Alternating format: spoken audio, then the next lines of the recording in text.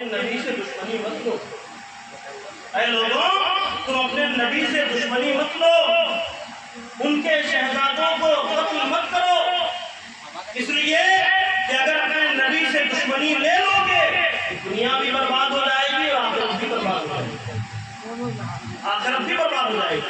امام علی مقام امام حسین نے مختصر سا قافلہ لے کر کے کوفہ سے آگے جب میدان کربلا کے تھوڑا پہلے پہنچے ہیں تو امام علی مقام امام حسین نے وہیں پر قیام کیا، وہاں پر قیام کیا، رات ہو گئی تھی، وہاں پر قیام کیا۔ میدان کربلا سے ابن زیاد، برملا، شمر، یہ سارے لوگ میدان کربلا میں 22,000 کا لشکر، ایک روایت کے مطابق 22,000 کا لشکر لے کر کے وہاں پہنچے کہ حسین سے ہم جنگ لڑیں گے۔ اور ذرا بتائیے 22,000 اور کہاں بات پر اس میں بچے بھی ہوتے، اللہ ذرا غور کیجیے۔ اب اس نے کیا کیا، شمر نے اور یہ سارے لوگوں نے، گورنر نے کیا کیا، ہر کو 4,000 کا لشکر لے کر بھیجا۔ جو حضرت ہر تھے ان کو 4,000 کا لشکر لے کر بھیجا کہ جاؤ امام حسین کو سمجھا دو کہ اب بھی مان جائیں، یزید کے ہاتھوں میں بیٹھ کر۔ تو جہاں پر آپ کا قیام تھا وہاں پر جب 4,000 کا لشکر لے کر وہ پہنچے تو ہر نے لشکر قریب میں کھڑا کر دیا، کہا تم لوگ یہیں رکو، ہم حسین سے بات کر کے آتے ہیں۔ امام علی مقام امام حسین کے پاس پہنچے ہوئے، کہا یزید کا ایسا ایسا معاملہ ہے، یزید کا ایسا ایسا معاملہ اس نے حکم دیا ہے، ہم تو آپ کے وفادار ہیں، آپ کے چاہنے والے ہیں، لیکن یزید کہہ رہا ہے کہ آپ ہم سے دشمنی کر رہے ہیں۔ امام علی مقام امام حسین نے ساری بات کو سمجھایا کہ جب یزید شرابی ہے، دیوالی ہے، مکار ہے، یزید شریعت کو پامال کر رہا ہے، یزید شریعت مصطفیٰ کی دھجیاں اڑا رہا ہے، تو اب تم بتاؤ کہ قرآن کا حکم کیا ہے؟ کیا نبی کا یہی حکم ہے کہ شرابی کے ہاتھوں پر مرید ہو جایا جائے؟ کیا یہی شریعت کا حکم ہے کہ ایک بندہ شرابی ہے، دیوالی ہے، مکار ہے، نالائق ہے، اس کے ہاتھوں پر بیعت کر لیا جائے، وہ بھی حسین جیسی شخصیت؟ تو انہوں نے کہا حضور آپ صحیح کہتے ہیں، حضور آپ صحیح کہتے ہیں۔ اب ذرا آپ دیکھیں 4,000 کا لشکر ایک طرف ہے، امام علی مقام ایک طرف ہے، چند ساتھی ہیں، وضو کیا، نماز کا ٹائم ہو گیا، نماز کا ٹائم ہو گیا، تو اب امام علی مقام امام حسین رضی اللہ تعالیٰ عنہ، آپ تعداد ادھر زیادہ تھی، آپ اسے کہتے کہ ایسا کرو، اذان کرو، تم لوگ کھڑے ہو، ہم تمہارے پیچھے نماز پڑھیں۔ بلکہ امام علی مقام فرماتے ہیں حضور کیا میرے پیچھے نماز پڑھنا چاہتے ہیں؟ اگر نماز پڑھنا ہے تو نماز کا وقت ہو گیا ہے، نماز پڑھنے میں جا رہا ہوں۔ سبحان اللہ، یہ امام علی مقام امام حسین نے ہمیں پیغام دے دیا ہے، اگر بے ایمان ہے، ایمان نہیں ہے، اگر بے ایمان تو چاہے جتنے لاکھ ہوں، ہزار ہوں، تو ایک طرف ایمان والا اکیلا ہے۔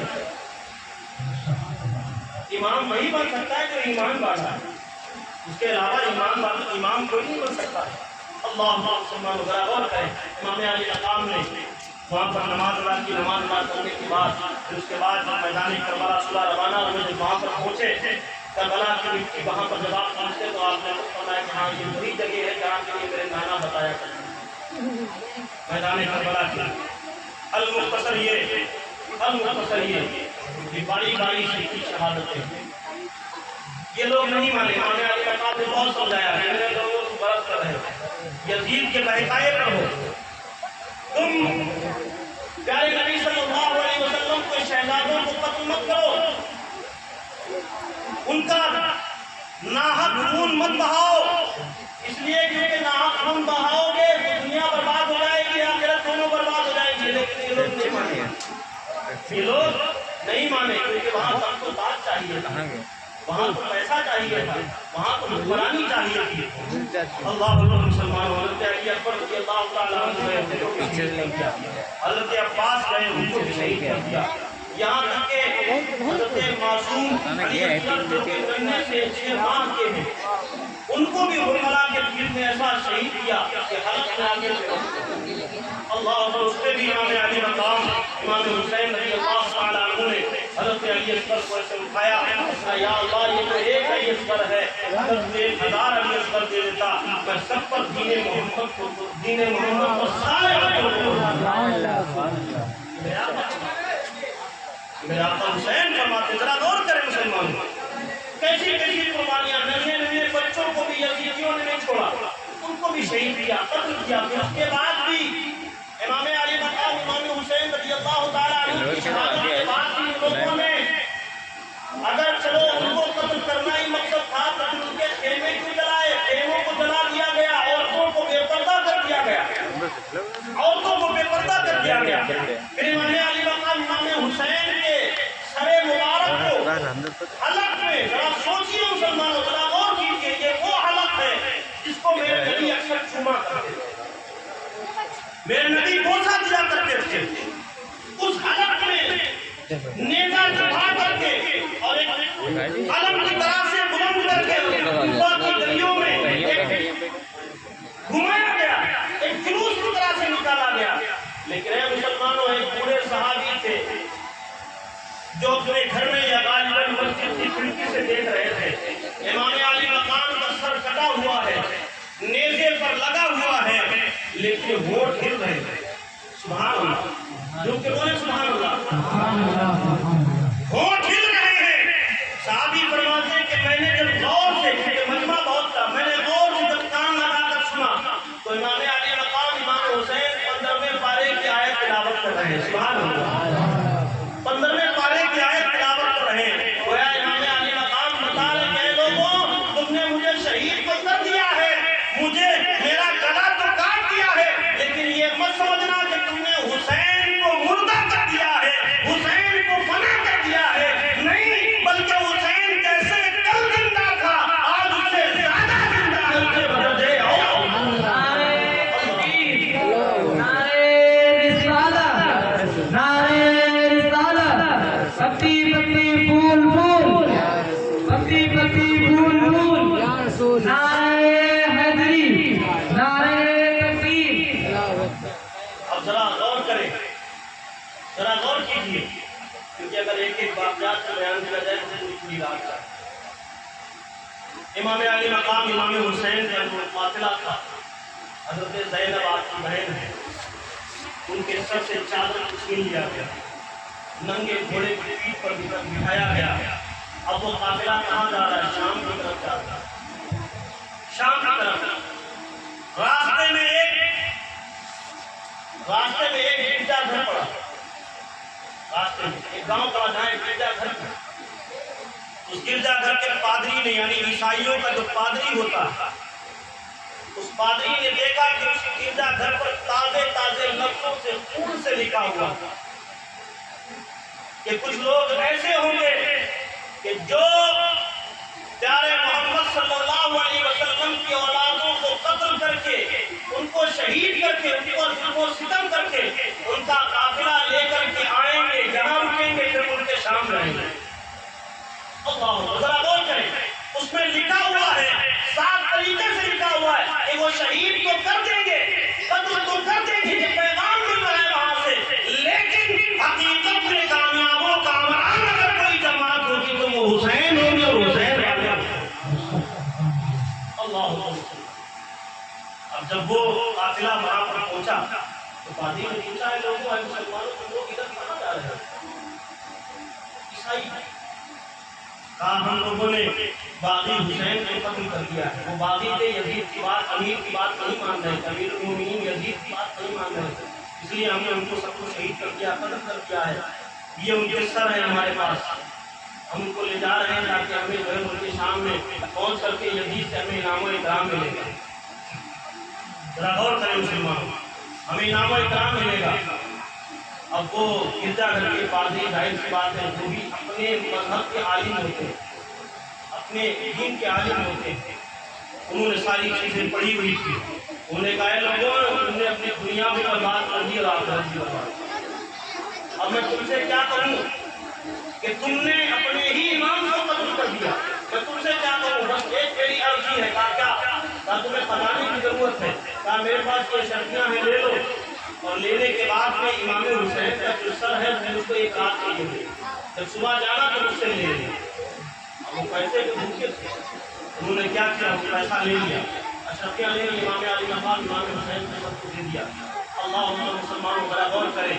وہ پادری ہے, وہ پادری امام علی نواز کا امام حسین کا سر لے جاتا ہے جو دھول سے اٹا ہوا ہے, جو دھول سے اٹا وہ لے گیا, صاف ستھرے پانی سے نہلایا, یعنی صاف کیا, بالوں کو صاف کیا, ہونٹوں کو صاف کیا, آنکھوں کو صاف کیا. مسلمانوں ذرا غور کرو, ذرا وہ منظر یاد کرو. یہ کوئی کہانیاں اور اس سے پیسے والے نہیں ہیں, بلکہ حقیقت کی کہانیاں, حقیقت کے واقعات ہیں. ذرا وہ منظر یاد کرو مسلمانوں, کیسا ظلم و ستم کیا ہوگا یزیدیوں نے امام علی مقام اور آپ کے خاندان والوں پر.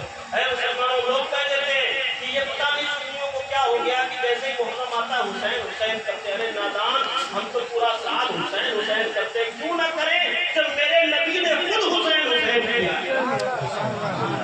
جب میرے نبی نے خود حسین حسین کیا. میرے آقا نے ہر لمحہ ہر مقام پر اپنے بچوں کو, ایک مرتبہ امام حسن و حسین رو رہے تھے.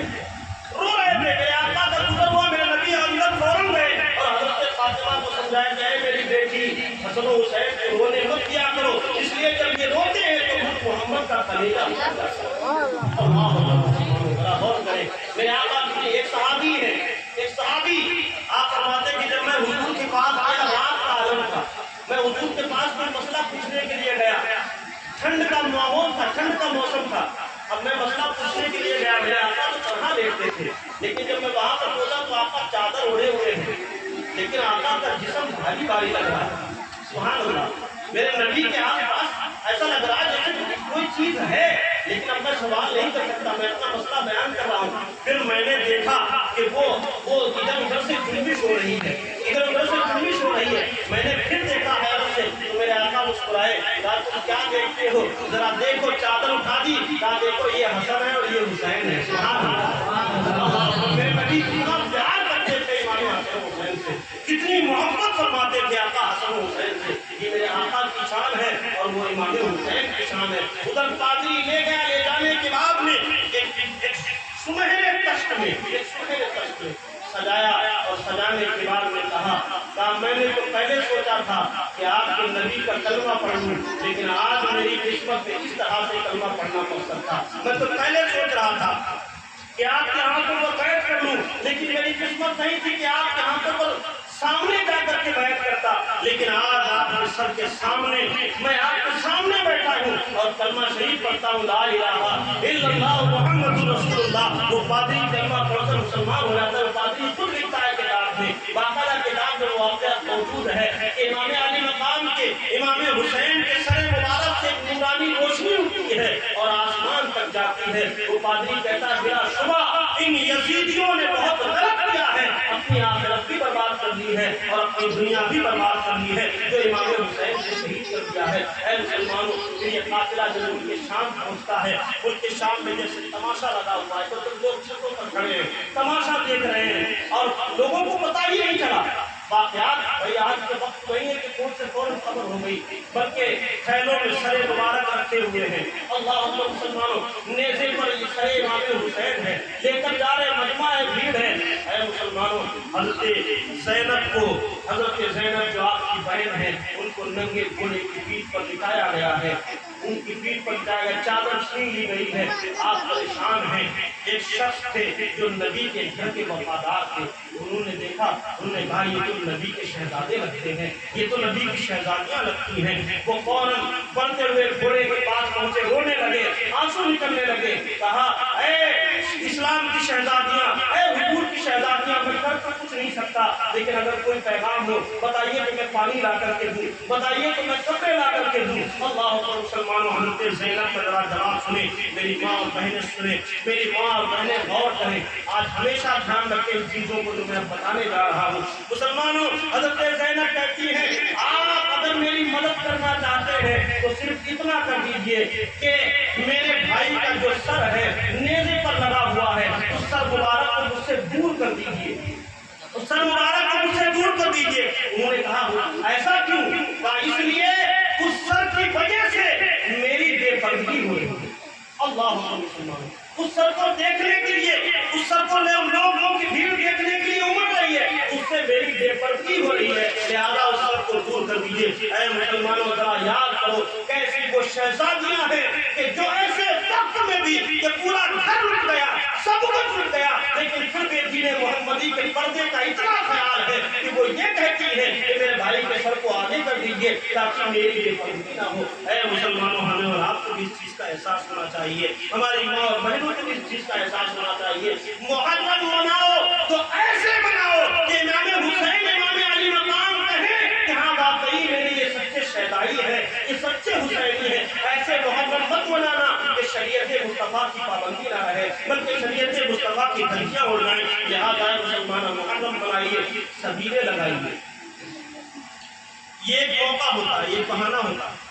لنگر پانی کیجیے، شربت بانٹیے، اگر الگ الگ نہیں بانٹ سکتے تو شیرینی یہاں لانے کے بجائے، یہاں اگربتیاں چڑھانے کے بجائے آپ اپنی کمیٹی میں پیسہ اکٹھا کر کے باقاعدہ شربت بنائیں، باقاعدہ لنگر خوانی کریں، اس کو بڑی اچھی طرح سے تقسیم کریں ادب کے ساتھ۔ امام علی مقام امام حسین رضی اللہ تعالیٰ عنہ کے نانا نے کیا فرمایا کہ میرا سچا امتی وہ ہے جو بھوکوں کو کھانا کھلاتا ہے، پیاسے کو پانی پلاتا ہے، ننگے کو کپڑا پہناتا ہے۔ یہ میرے حضور کا فرمان ہے۔ ایک چیز اور بتائیں آپ مسلمانوں، آج ہمارے لوگوں میں وہ چیزیں ختم ہو رہی ہیں، آج ہم ان سے دور ہیں، جبکہ غیر لوگ وہ چیز اپنا رہے ہیں۔ میں نے دیکھا میں 10 سال قریب رہ کے آیا، ایک مرتبہ میں بریلی شریف سے روڈویز سے جا رہا تھا تو پھلبھٹا کھانا پڑتا، بڑی گرمی تھی، بہت دھوپ تھی۔ میں نے دیکھا 2-4 ڈرم پنجابیوں نے، پنجابی بھائیوں نے 2-4 ڈرم رکھے، اس کے شربت بنایا اور بسوں کو روک دیا۔ اتنی گرمی میں جب پیاس سے لوگ تھوڑا پہنچے، وقت پیاس لوگوں نے زبردستی روک کر کے ان کو سب کو شربت پلایا۔ میں نے سوچا کہ یہ نیکیاں اتنی دنیا میں کام نہیں ہے، آخرت میں چاہے بھلے تو حصہ نہ ہو لیکن دنیا میں تو کام آئے گا۔ تو اگر ہمارا مسلمان اگر یہ چیزیں کرنے لگے تو اس کی دنیا میں بھی کام آئے گی اور آخرت میں بھی کام آئے گی۔ حقیقت ہے یا نہیں؟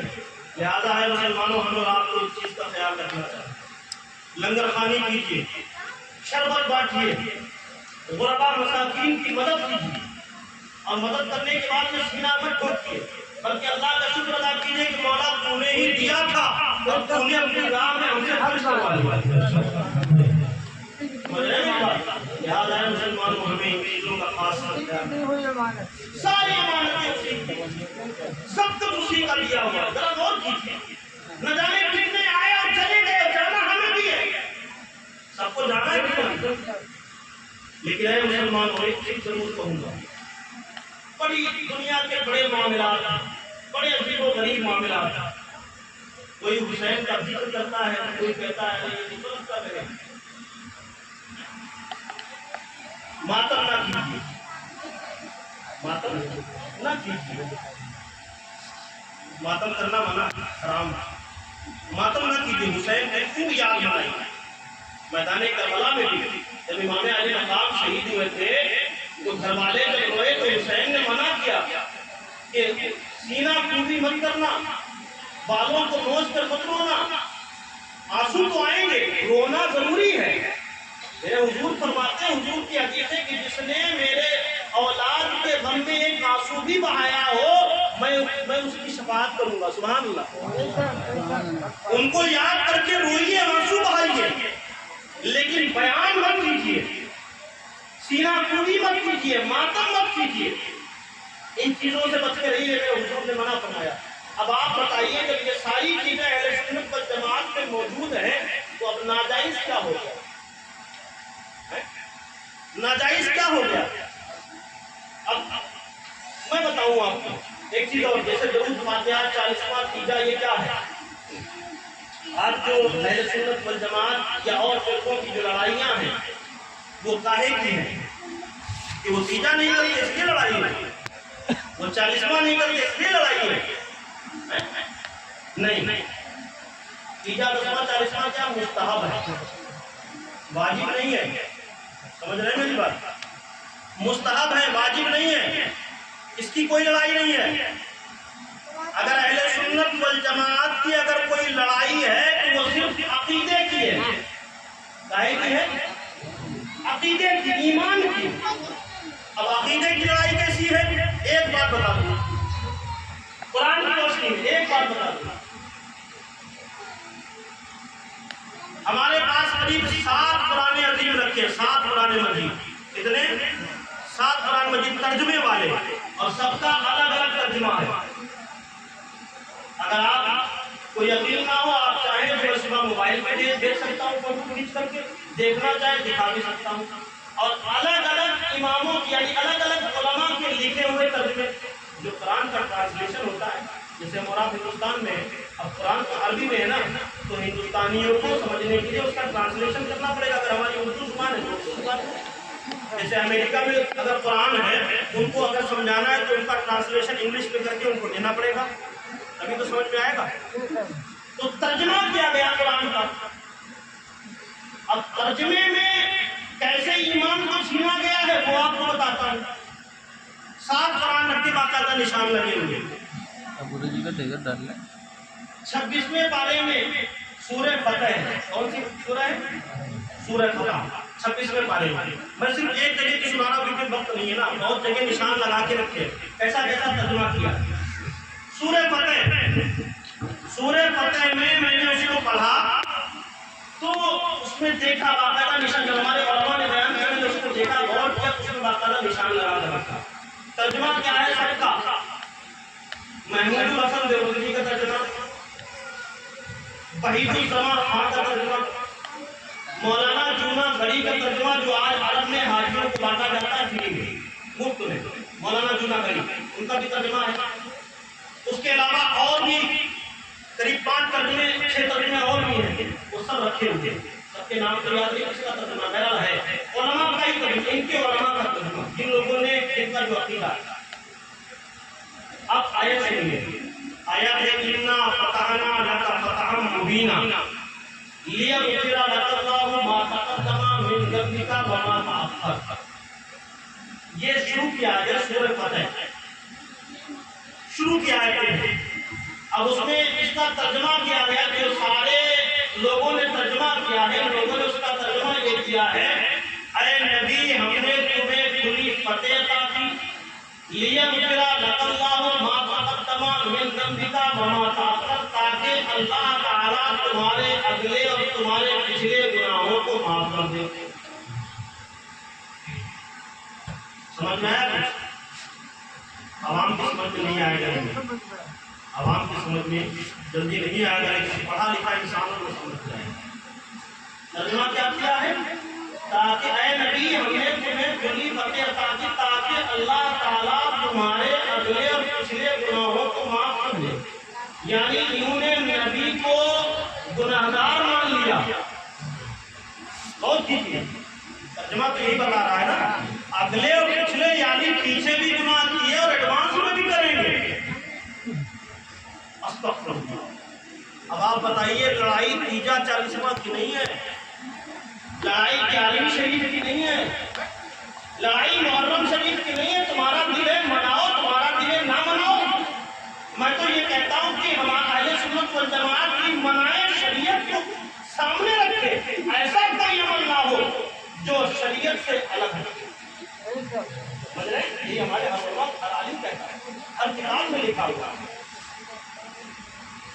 اب ذرا آپ غور کیجیے، جب یہ ترجمہ جو پڑھے گا اور جو ایسا عقیدہ رکھے گا کہ ہمارے نبی پیچھے بھی گناہ کیے انہوں نے اور آگے بھی کریں گے، گناہگار ہیں، تو کیا وہ مسلمان ہو سکتا ہے؟ کیا وہ مسلمان ہو سکتا ہے؟ غور کیجیے گا. کیا ایسا عقیدہ رکھنے والا ایمان سے خارج نہیں ہے؟ یقیناً وہ ایمان سے خارج ہے جو ایسا عقیدہ رکھے. اب آئیے حضور اعلیٰ حضرت کا ترجمہ دیکھیے. سبحان اللہ. لوگ کہتے ہیں کہ تم بریلوی کیا ہو، بریلی کیوں کرتے ہو، اعلیٰ حضرت کیوں کرتے ہو. میں بتاتا ہوں کیوں کرتا ہوں. اون نسل کی قلعی صاحب تھی، اون نسل کا چہرہ سامنے دکھا دیا. حضور اعلیٰ حضرت کا ترجمہ دیکھیے، ترجمہ کنز الایمان. آگے جب کبھی بیٹی کو دینا قرآن تو یہی ترجمہ دینا، ترجمہ کنز الایمان، کیونکہ ان کا ترجمہ صحابہ اکرام کا ترجمہ फातिमा से मिलता है। सुभान अल्लाह। उन्होंने तर्जुमा किया, इन्ना फतहना लका फतहन मुबीना लियग़फिरा लका अल्लाहु मा तक़द्दमा मिन ज़ंबिका व मा तअख़्ख़रा। ऐ महबूब, हमने तुम्हें खुली फतह अता की ताकि अल्लाह ताला तुम्हारे पिछलों को भी बख्श दे, तुम्हारे अगलों को भी बख्श दे। सुभान अल्लाह। यानी उम्मत तो गुनाहगार हो सकती है, लेकिन नबी गुनाहगार नहीं हो सकता। ये हमारा अकीदा है। आज पता चला कि लड़ाई काहे की है। और मैं तो ये कहता हूँ, एक बात हमारी अच्छा, हम गुड़ बहुत शौक से खाते हैं। एक मिसाल देना, और हमारे सामने गुलगुले आ जाए, हम कहें नहीं यार इससे मुझे परहेज है। ये आपके गाँव की भाषा बता रहा हूँ, गुड़ खाएं और गुलगुलों से परहेज। जब वक्त आ जाए तो सब कुछ करें, जब वक्त आ जाए तो सब कुछ करें, खुद छीन छीन कर खाएं, और जब पीछे तो जाए ये तो बिदात है, ये क्या, ये तो बिदात है। जैसे मिसाल के तौर पर हम एक मिसाल दे देते हैं, 12वीं शरीफ का जुलूस है, और कोई में मैंने देखा मिलान शरीफ से लोग उठाने आते हैं। अल्हम्दुलिल्लाह कोशिश मैं भी 1-2 साल से 1.5 साल से मैं भी बहुत कोशिश करा, तो काफी मजमा और बढ़ गया है। अब हर कोई का जुलूस खुद बहुत बड़ा हो जाता है। काफी उलमा ने बात किया और काफी हो रहा है, इंशाअल्लाह होता रहेगा। अब उस जुलूस में सिर्फ अहले सुन्नत वल जमात सुन्नी बरेलवी अकीदे के लोग मौजूद होते हैं। इसके अलावा कोई जमी नजर नहीं है। अगर कोई नया बंदा ऐसा वैसा दिख रहा है तो सिर्फ फोटो खिंचाने के लिए, सिर्फ अखबार में आने के लिए, उसके अलावा कोई ये नहीं कि हम हुजूर का जुलूस उठा रहे हैं। और इसके खिलाफ पहले ही वो बोलने लगे ये जुलूस मोहम्मदी क्या है, ये 12वीं शरीफ है क्या। कहते हैं 12 तारीख को तो जो है वो नबी की वफात है, ये लोग 12 को जुलूस उठाते हैं, 12वीं शरीफ मनाते हैं। अच्छा चलो हम यही मान लेते हैं तुम्हारी थोड़ी देर के लिए कि तुम कहते हो कि 12 को हुजूर का इंतकाल है, तो किसी दिन तो पैदाइश है। तुम 11 को मानते हो, 13 को मानते हो, 8 को मानते हो, तो मैं तो कहता तुम 12 को ना मनाओ, 8 को मना लो, मनाओ तो। यहाँ पर तो मनाना मकसद है ना, ये 12-13 करने की क्या जरूरत है, लेकिन वहां पर मनाना नहीं है, बल्कि सिर्फ खत्मे लगाना है। अब एक बात और बताएं आपको, जुलूस के लिए मना किया जाता है, लेकिन अभी कुछ सालों पहले हमें बहुत अच्छे से याद है, शायद 8-10 साल हुए होंगे, जब डेनमार्क में हुजूर का नबी का पुतला बनाया गया। याद है सबको? डेनमार्क में नबी का जब पुतला बनाया गया था तो हर शहर हर गली कूचे से जुलूस निकला था। किया गया था, नहीं किया गया, जुलूस निकला था, नहीं निकला था। उसमें तो ऐसा नहीं था कि सिर्फ बरेलवी निकालेंगे, जरा सोचिए, उसमें ऐसा तो मजमा नहीं था कि सिर्फ बरेलवी हो, सिर्फ सुन्नी अकीदे वाले हो, बल्कि सारे लोग मौजूद थे ना, सभी लोग मौजूद थे। तो सारी दुनिया देख रही थी कि हाँ आज मुसलमान रोड पर निकले हैं नबी की नामूस के लिए, नबी की मोहब्बत में, जिसने नबी का पुतला बनाया उसकी खिलाफ वर्जी के लिए, उसके खिलाफत करने के लिए सारे लोग जैसे मुत्तहिद होकर निकले थे। तो ये भी तो हमारे हुजूर ने नहीं बताया था कैसे जुलूस निकालना। तो जब ऐसे जुलूस निकाल सकते हो तो नबी की मोहब्बत में 12वीं शरीफ में निकालने में क्या हर्ज है? सोचने वाली बात है, वरना फतवे तो उसमें भी लग जाएंगे फिर अगर खाली फतवाबाजी करोगे। तो लिहाजा मुसलमानों, खुदा जब छीन लेता है तो अपने छीन लेता है, लिहाजा अक्ल ना मारी जाए, बल्कि वो काम करें जो हमारे सहाबा से साबित है, जो हमारे बुजुर्गों से साबित है। सबसे मेन बात यह है, एक बात बताइए, हिंदुस्तान में